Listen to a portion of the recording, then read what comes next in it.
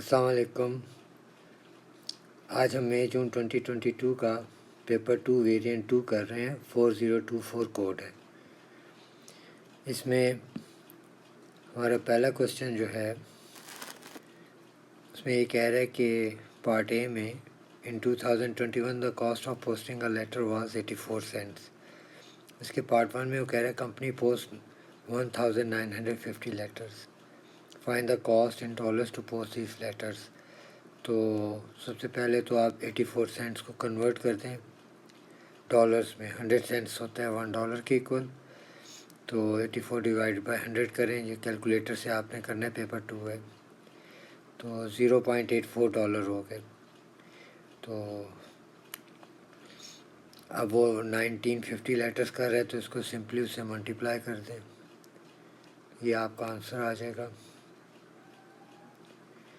Part 2 में वो कह रहे हैं 2022 the cost of posting a letter is 96 cents. Calculate the percentage increase in the cost of posting a letter.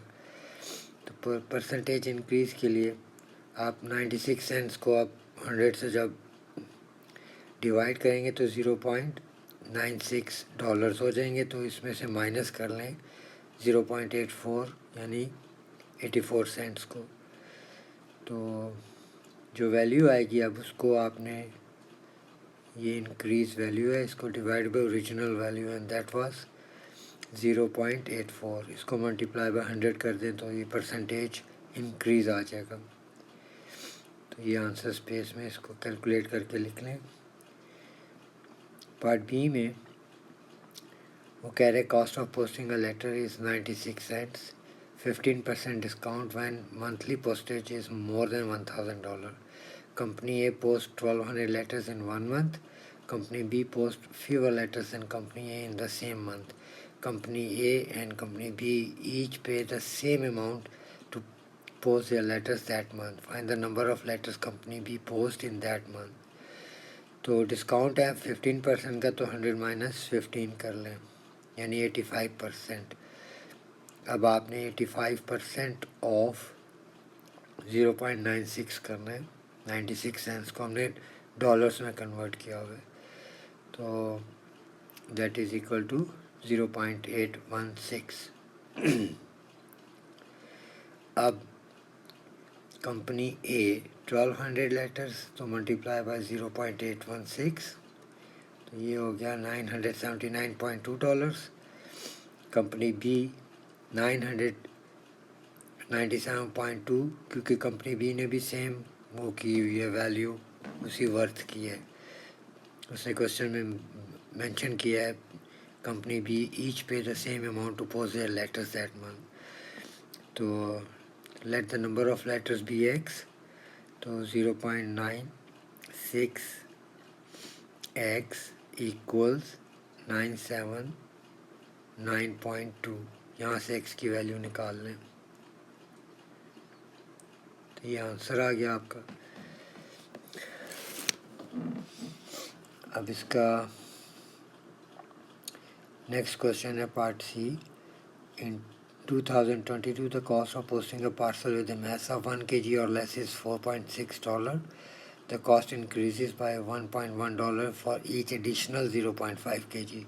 Find the cost of posting a parcel with a mass of 3.5 kg. अच्छा, ये तो simple question है, देखने में पढ़ने में लग रहा है मुश्किल।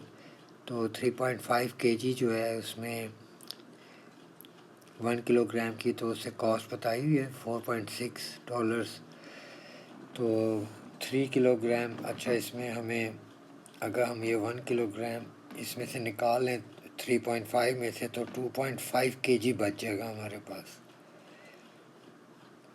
तो 2.5 kg में कितने 0.5 kg आते हैं?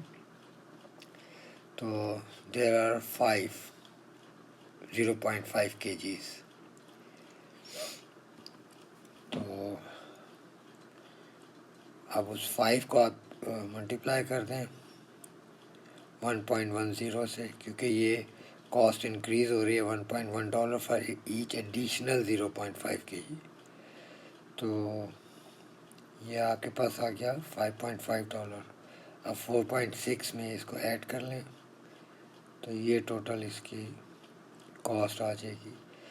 डी पार्ट में the cost of posting parcel increases by 7.2%। After the increase the cost of posting a parcel is $13.4। Calculate the original cost of posting this letter. तो इंक्रीजेज बाय 7.2 है तो 100 plus 7.2 करें तो ये 107.2% हो गया। तो इसको लिख के 107.2 over 100 of x and that is equal to 13.4। यहाँ से x को सब्जेक्ट करें तो वैल्यू आप निकाल सकते हैं, दैट इज़ $12.5।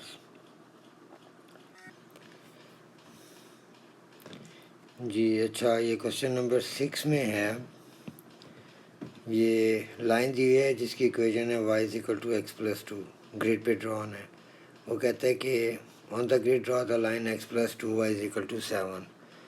तो आप इसमें कोऑर्डिनेट्स डालें, x को पहले 0 कर लें तो y निकल आएगा विच इज़ 3.5। तो ये 3.5 का आप x में 0 y में 3.5 जाएँ और ये मार्किंग ले लें। ये रेड मैंने मार्क कर दिया पॉइंट। फिर इसी तरह दोबारा लिखें x plus two y is equal to 7। अब y को 0 कर लें इस दफ़ा, तो ये आपका बन जाएगा x इज इक्वल टू 7। तो x में 7 और y में 0, ये x एक्सिस के ऊपर ये मैं रेड डॉट लगा देता हूँ। अब इन दोनों को आप ज्वाइन कर लें रूलर से, तो ये आपकी लाइन बन जाएगी। इसके ऊपर आप बेशक लिख भी लें साइड पे इसकी इक्वेशन। फिर वो कह रहे हैं use your graph to find the solution of the simultaneous equations. अच्छा, ये जहाँ से एक दूसरे को कट कर रही हैं वो सॉल्यूशन है, उसका आप एक्स कोऑर्डिनेट लिखते हैं जो कि 1 है और y 3 है। सी में वो कह रहा है कि region R is defined by the 3 inequalities, y is less than equal to x plus 2। तो ये कहाँ पे बनती है लेस देन x प्लस 2? ये ब्लैक लाइन है, इसको मैं आपको यहाँ एंगल दिखा रहा हूँ। ये एक छोटा एंगल बन रहा है, एक बड़ा एंगल। एक्स एक्सिस के पैरेलल मैंने लाइन बना के तो ये मैंने टिक कर दिया है, लेसर एंगल की तरफ ये रीजन बन रहा है। तो ये सारी साइड शेड कर दें। फिर है आपका x plus two y greater than equal to 7। तो ये जो आपने लाइन बनाई है x plus two y is equal to 7, तो इसकी इनइक्वालिटी ग्रेटर की तरफ शेड करना है। तो एक्स एक्सिस के साथ देखें, इसका एंगल मैं बना रहा हूँ, एक छोटा एंगल बनेगा ये ब्लू और एक बड़ा एंगल। तो बड़े एंगल को ग्रेटर कहते हैं, तो इसकी इस साइड पे ये मैंने टिक लगा दिया। तो इस साइड पे सारा शेड करते हैं आप। फिर आ रहा है x is less than equal to 5, ये x is equal to 5 line draw करें। तो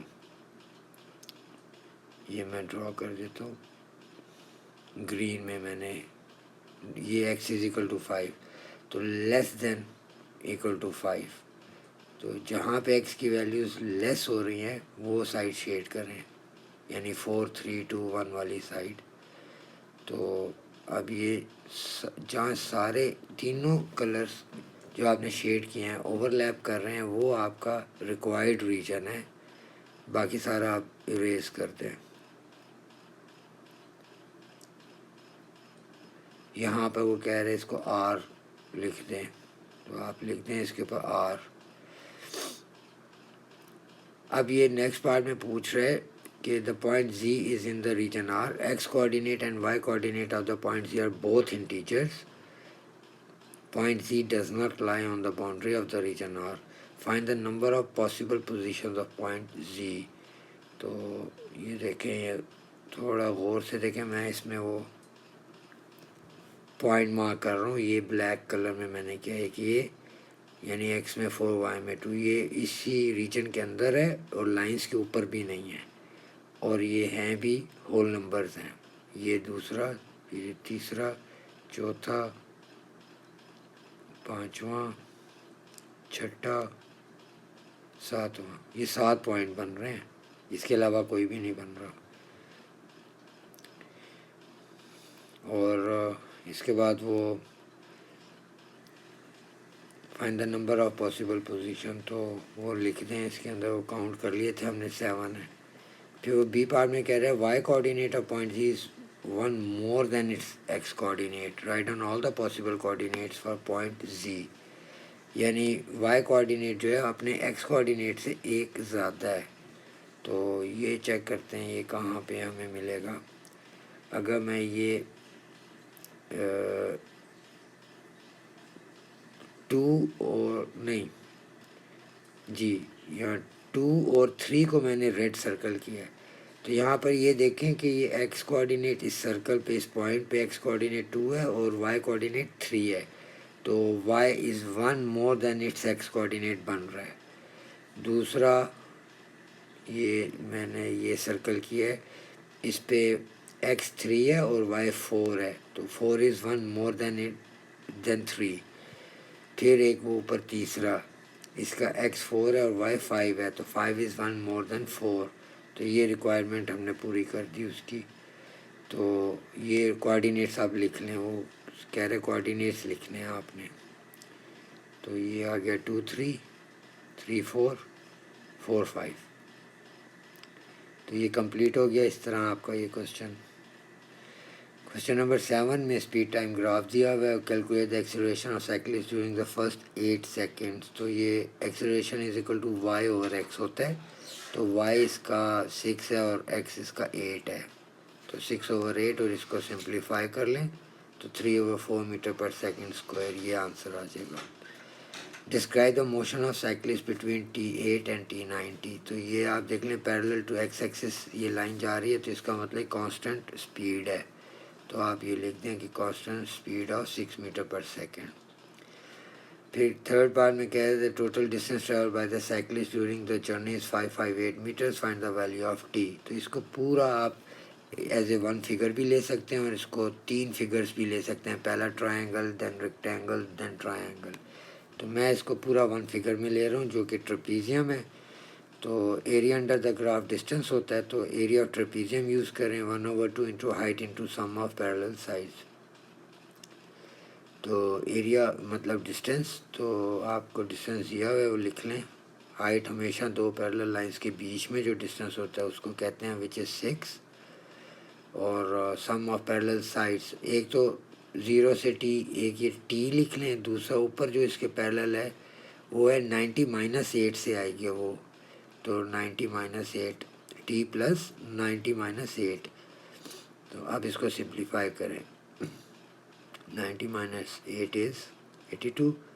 अब 2 3 ज़र 6 और 3 डिवाइड कर लें वहाँ, और अब 3 को जब डिवाइड किया 558 डिवाइड बाई 3 186 आ गया। अब इसमें 82 को माइनस कर दें तो आपके पास टी आ जाएगा 104। Convert 6 metre per second into kilometre per square. अच्छा, इसको इस तरह लिखें, मीटर पर सेकेंड को मीटर ओवर सेकेंड और is equal to kilometre over hour. अब हमें पता है 1000 मीटर होते हैं 1 किलोमीटर में, 3600 सेकेंड होते हैं 1 घंटे में। तो ये फ्रैक्शन आपको मिल गया। अब हमने मीटर पर सेकंड को किलोमीटर पर आवर में करना है, तो इसका मतलब छोटे से बड़े में जा रहे हैं, तो आप डिवाइड करेंगे किसको, 6 divided by this fraction.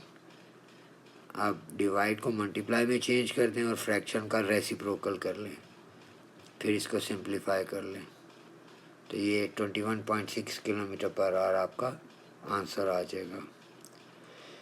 B part में car travels 352 kilometre, correct to the nearest kilometer. The time taken to travel this distance is 4.2 hours, correct to the nearest 0.1 hour. Calculate the upper bound for the average speed of the car. अच्छा, जब distance आप देखें whole number है और correct to the nearest के बाद उसने कोई वैल्यू नहीं दी, तो आपने 0.5 इसमें प्लस या माइनस करना है अपर या लोअर बाउंड के लिए। ये मैंने लिख दिया जो बोला था।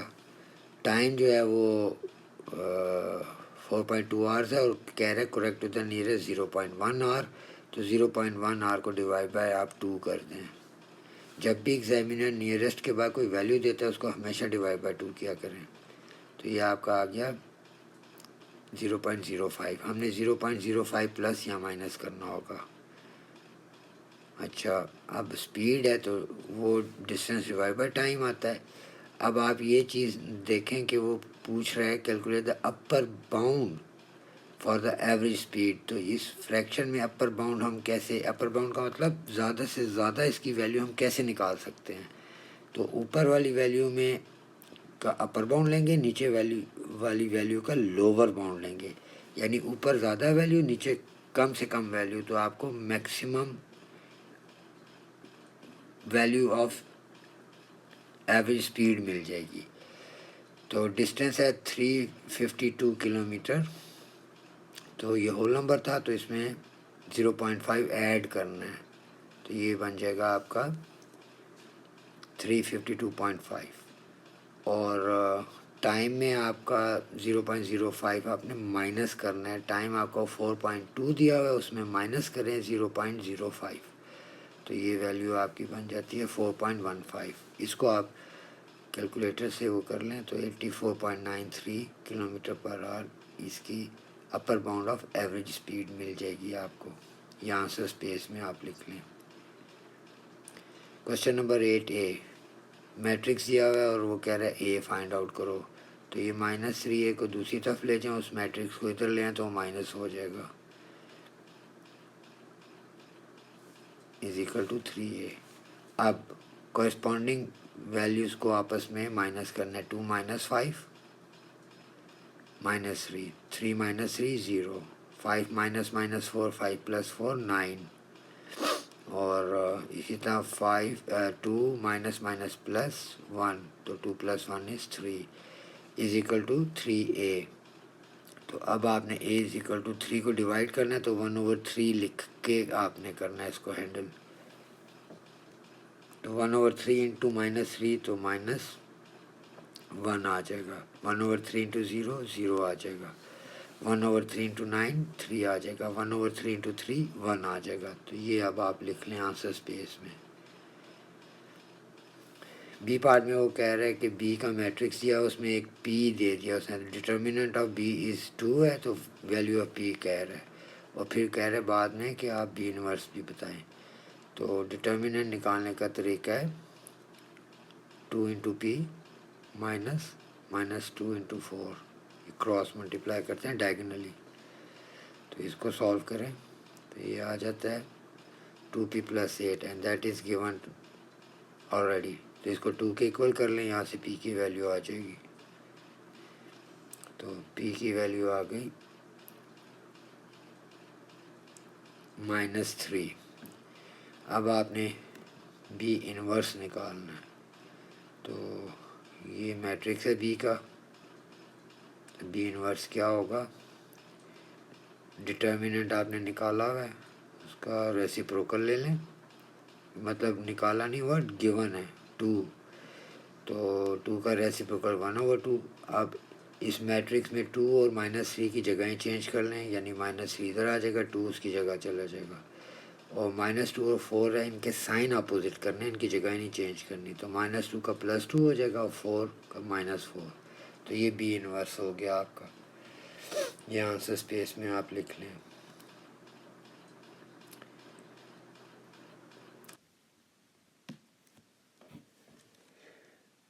अच्छा, इस पार्ट में ये कह रहे diagram shows shape A and shape B. Describe fully the single transformation that मैथ shape A on to shape B. तो आप शेप ए का कोई भी वर्टेक्स एक पिक कर लें और उसके कॉरस्पॉन्डिंग शेप बी तक मूव करें। सपोज़ ये मैं रेड मार्किंग कर रहा हूँ, यहाँ से मैं मूव कर रहा हूँ रेड। आप देखेंगे आप 1 2 3 4, तो आपने क्या लिखना है, -4 लिखना है। जब आप लेफ़्ट की तरफ मूव करेंगे तो एक्स एक्सिस में आप नेगेटिव लिखेंगे। अब यहाँ से मैं ऊपर की तरफ जा रहा हूँ, 1 2 और ये 3, तो पॉजिटिव मैं 3 लिखूँगा। तो इसका ट्रांसलेशन वेक्टर मुझे मिल गया, ए ऑन टू बी ट्रांसलेट हो रहा है इस कॉलम वेक्टर की हेल्प से। तो आप इसको बेशक इरेज कर लें आप, और इसकी अब डिस्क्रिप्शन लिखते हैं। वो कह रहे हैं describe fully the single transformation that maps shape A on shape B. तो आप लिखते हैं कि shape A has been translated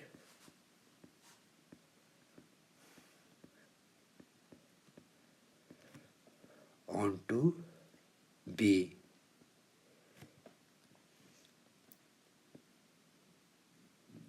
Column vector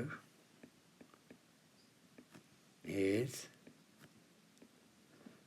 -4 +3। तो ये इसकी डिस्क्रिप्शन आ जाएगी। अच्छा, अब इसके बाद नेक्स्ट पार्ट में आपने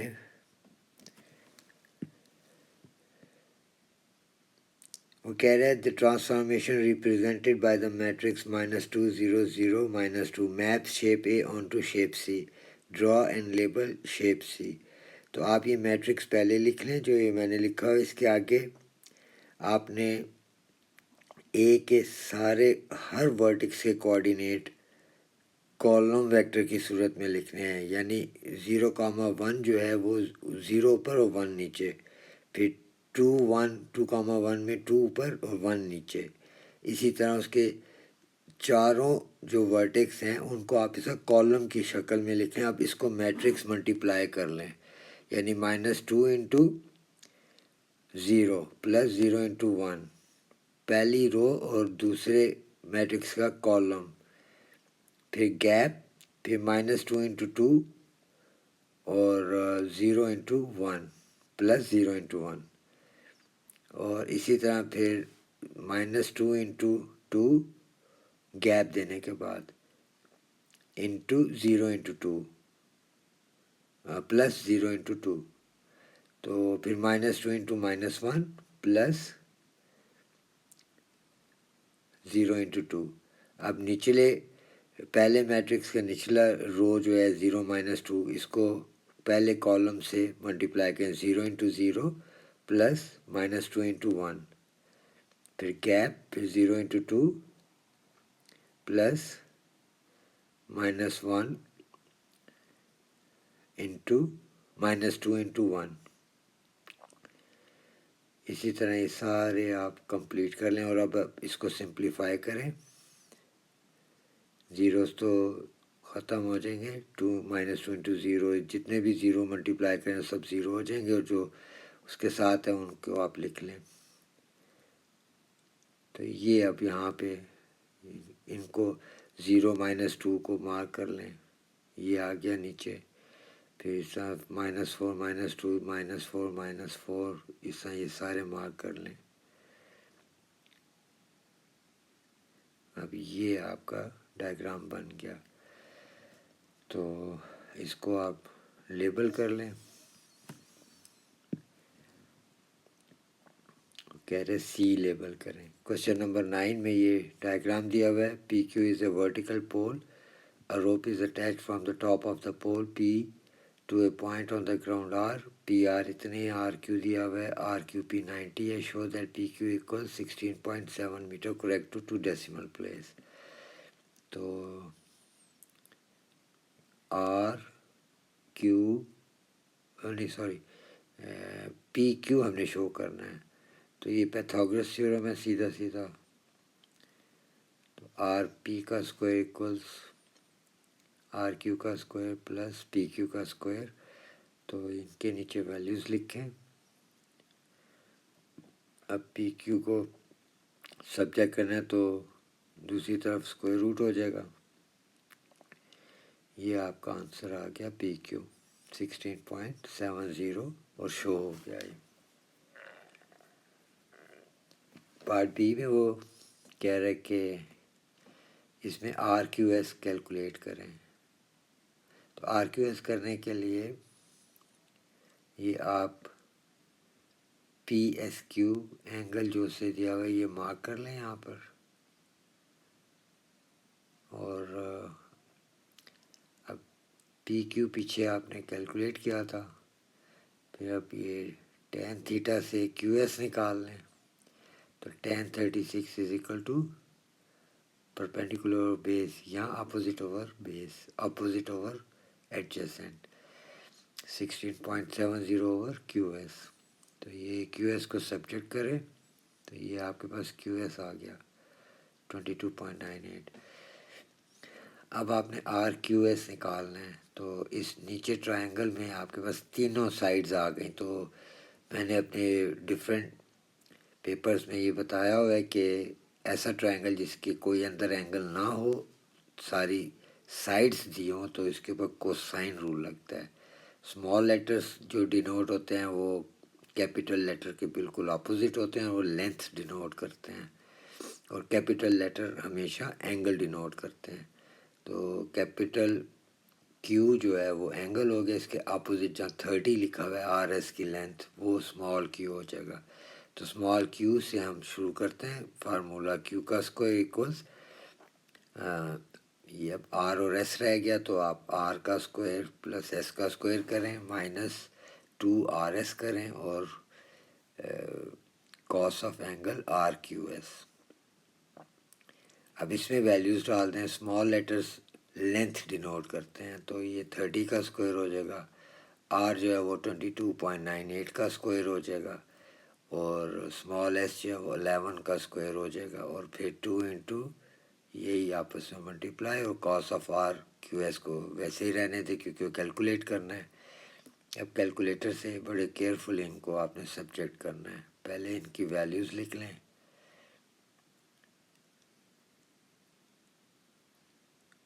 अब 505.56 कॉस और आर क्यू एस को इज इक्वल टू के सफ लें, और 900 को सफ ले जाएं।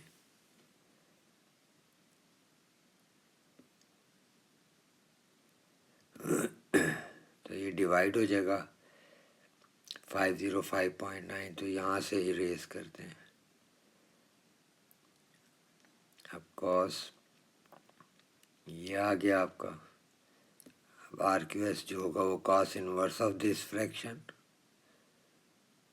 तो आर क्यू एस आपका आ गया 119.75, जो कि अप्रॉक्सीमेटली 119.8 लिखेंगे आप।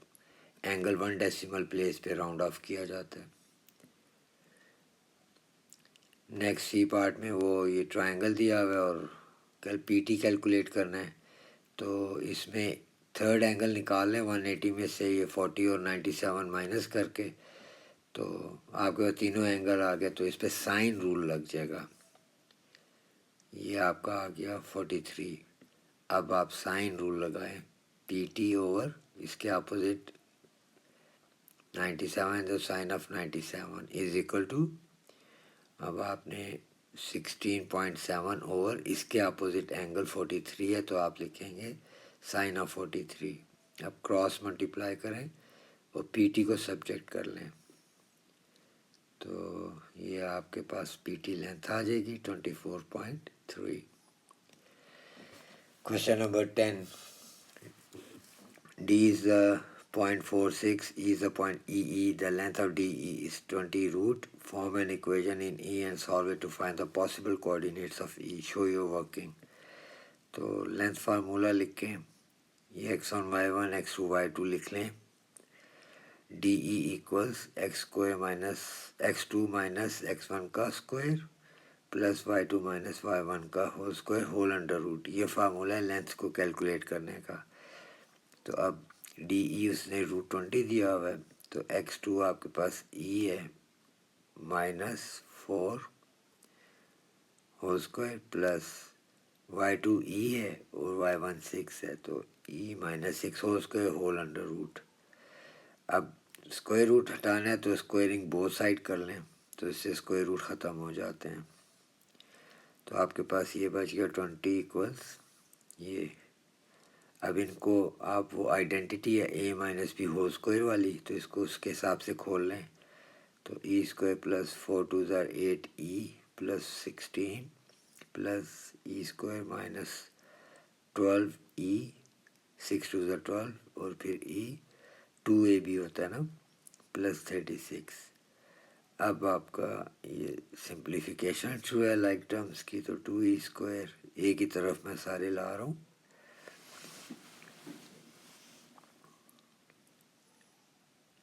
अब डिवाइड बाय 2 करें। अब इसके फैक्टर्स बना लें मिड टर्म ब्रेकिंग करके।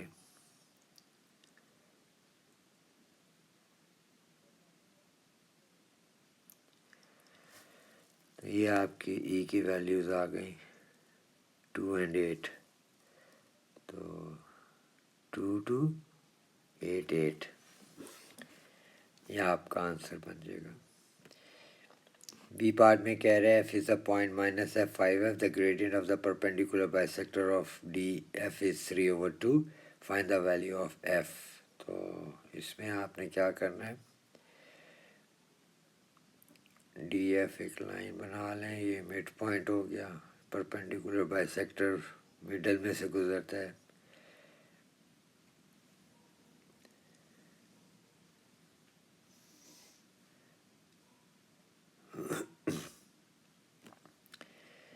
तो मिड पॉइंट के कोऑर्डिनेट्स निकाल लें, sorry gradient of this line अब निकाल लें। अच्छा, ग्रेडियंट बनेगा वो डी एफ का, उससे ग्रेडियंट दिया हुआ परपेंडिकुलर बाइसेक्टर का 3/2, तो इस लाइन डी एफ का ग्रेडियंट बन जाएगा -2/3। 3/2 का ऑपोजिट 2/3 और वो +3/2 है, तो प्लस का ऑपोजिट माइनस। अब इधर आप ये वैल्यूज़ लिख के क्रॉस मल्टीप्लाई करें, तो आपके पास f की वैल्यू आ गई 2। सेकेंड पार्ट में equation of the perpendicular bisector of D F is this, find the value of k। तो equation of perpendicular bisector,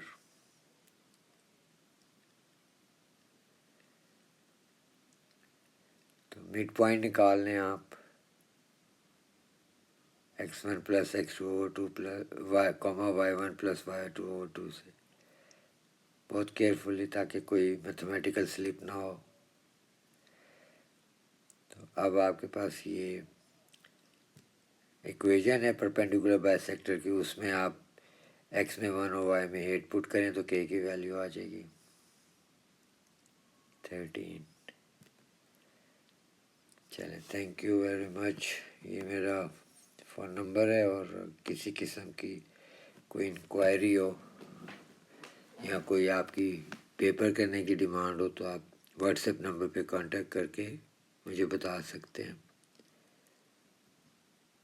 thank you.